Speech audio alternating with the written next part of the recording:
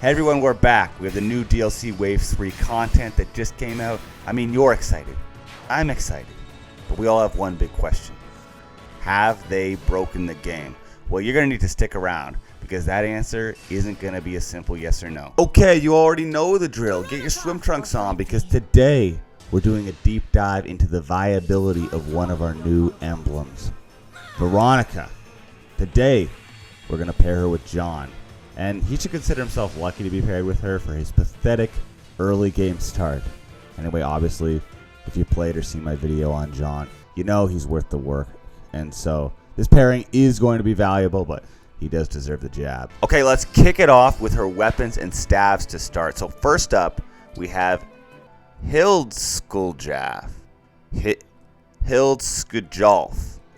Okay, we'll go with that. This staff stops counterattacks when you initiate the combat. Okay, do not sleep on this one, guys. This is going to be a must for you. Think about it.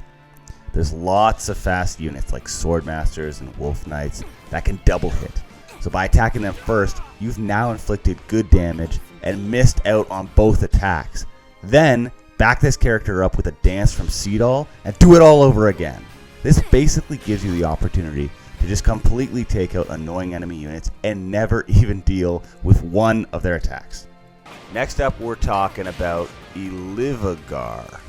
Olivagar.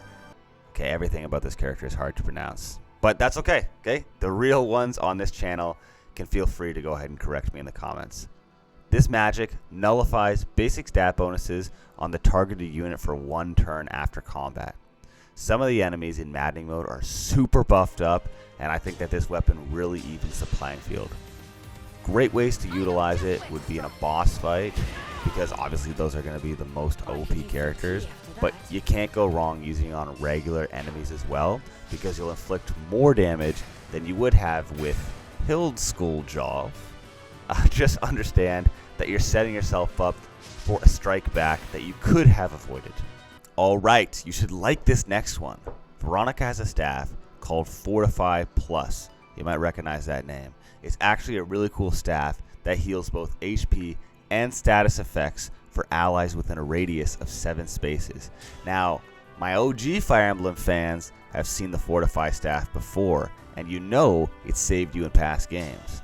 In this game, you have Micaiah as well though, right? So with her skill of Great Sacrifice, I might argue that she's actually going to be even more useful in the department of healing multiple units from range, but who knows? You could end up in a situation where it's beneficial to have both, so it's fantastic to have this skill from Veronica. Alright, Veronica is looking crazy, but I have something even crazier to tell you. I was looking at the analytics, and out of all the viewers watching this video right now, only 2% of you are subscribed. But I can see that a lot of you are returning. So look, if you like the videos, first of all, I really appreciate that. But why don't you consider subscribing so that it'll be easier for you to come back, find the videos in the future. I'm going to keep getting you good content as fast as I can, and I want to have as little filler as possible. So look, that being said, we're all here to talk about Fire Emblem. Let's get back to it. Alright, now we're getting into the good stuff. Her skills are pretty unreal. Reprisal Plus is a skill that adds 50% of a unit's lost HP to their attack. Okay, obviously this is only useful if you're damaged, but I'm going to tell you something. If you're in maddening mode, then you're probably damaged. So high HP builds are a perfect pair for this. You can already see how well it's working with John. But think about Berserkers. Some of them can get up to 96 health. Imagine your attack if you lost like, I don't know, 50 HP. You would gain 25 attack and still have decent health left. Next up, we have SP Conversion. This skill grants 20 plus SP for each unit you defeat. You don't need a ring or a bracelet even equipped for that, which I found pretty nice. Book of Worlds. Oh, this skill advances 1 stage for each consecutive round that you wait. So if you can afford to not move or attack for 5 turns, so you're just going to hit wait, it will advance all the way to Book 5. Now this one is freaking P. When you initiate combat with this, it will restore HP to all the adjacent allies equal to the damage dealt during the combat. That's not all it does though. On top of that, it will also deal 10 additional damage to the enemy freeze the foe, and then light their square on fire. So to any enemy unit that really pisses me off, you better believe I'm going to be using this skill on them. I mean, it's just the ultimate disrespect. And honestly, it could be an absolute game changer as well. Okay, she's really going to be set apart by her 2 engage skills, though. So I think you're going to like these ones, okay? Let's talk about Contract first. So this one is basically a dancer skill, but with added limitations. If you use this skill, you can make an allied unit viable again for the turn, but they can't move.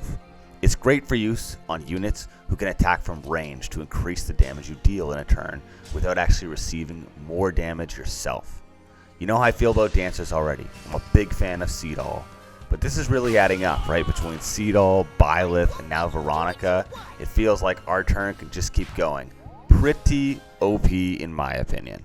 The second engage skill is Summon Hero. This one summons a random unit into your map. It could be unreal, like you could get Ike or Crom. I mean, they will change your game for sure. With their higher stats and skills, if you're overwhelmed and either of them show up, now you can take the pressure off of your team and use them to hold off enemies without even having to worry about their survival. That's awesome. They last your full engage as well, so they're going to be pretty useful. But you need to keep in mind that it's random. So you could also get a fabrication that is like 3 to 4 stars. Not bad, you know. They'll still be useful for you, but obviously they aren't your preference. This skill has so much potential, but for me, I don't know how I feel about the unpredictable aspect. It's definitely going to be a favorite for some of you, though. Okay, so on top of all this, she does have a ton of stat bonuses as well, like Knife Guard and Magic +5, Dex +5, but they aren't going to make or break our decision about Veronica today. So the conclusion is this, that she definitely belongs on your roster. You thought I was going to say OP. I'm trying not to abuse the word. I might have still done that a little bit, but hey, what I will say is this. You're going to like her for sure, and she will serve you well, paired with basically anyone on your team. So go try her out and let me know what you think. Alright, thanks for watching another video and for all the awesome feedback that you guys have been giving me. I'm sure you'll have some great additional insight on Veronica in the comments. And I know that for a fact because you guys are the real ones. Have an awesome day, and I will see you in the next video.